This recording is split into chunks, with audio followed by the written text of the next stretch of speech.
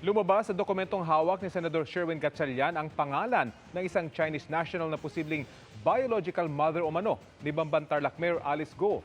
Bukod pa yan sa posibleng co-warranto case ng Office of the Solicitor General laban sa alkalde.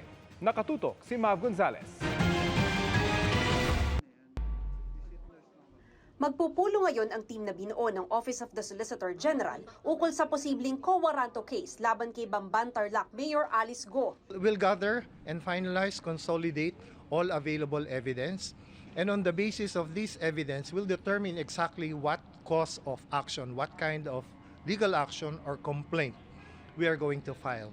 Sabi ni Solicitor General Menardo Guevara, ibang usapin kung may kriminal na kaso laban kay Go. Kung merong corruption involved, kung merong violation of maybe gambling regulations and so forth and so on, or merong misconduct on her part, that's a totally different matter. Kung may possible criminal behavior, then we leave that to the DOJ.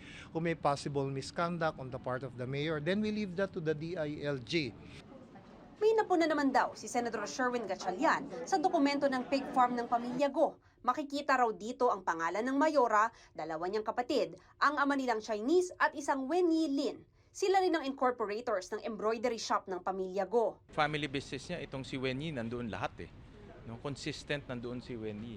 At yung tinignan namin in travel records, yung tatay niya, si Guo Jiangjong at si Wen Yi traveled 170 times in a span of 6 years. So, madalas silang bumabiyahe as a couple. Personal analysis ko, baka ito yung biological mother niya. She's Chinese citizen.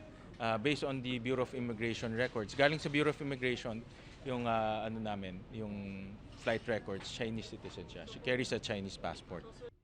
Sabi pa ni Gatchalian, ang address ng embroidery shop na ito nasa Valenzuela. Kalapit lang daw sa tirahan ng senador. Kilala rin daw doon ang Wen Yi Lin na ito. Itong taong si Wen Yi, I'll just show to. Parang pinapakilalang nanay niya, no, doon sa mga taga doon sa Valenzuela. So, ako, ang personal assessment ko, this might be the biological mother ni Alice Guo.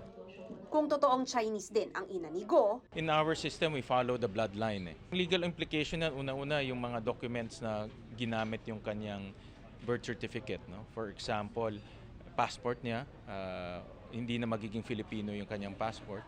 Yung candidacy niya, because nakasulat doon, are you a Filipino? Ang basis niya, no, yung birth certificate mo. sinusubukan pa namin kunin ang panig ni Go. Pero una nang sinabi ng mayora na ang Pilipinang kasambahay nila na si Amelia Leal ang kanyang ina. Ito rin ang nakasulat sa kanyang birth certificate. Sabi pa ni Gatchalian, hindi tungkol kay Go ang pagdinig ng Senado. Pero kailangan daw kasing matuntun kung saan nanggaling ang bilyon-bilyong pisong ininvest sa Pogo Hub sa Tarlac, gayong maliit lang aniya ang kita ng mga family business ni Go. Para sa GMA Integrated News, Mav Gonzalez, Nakatutok, 24 Oras.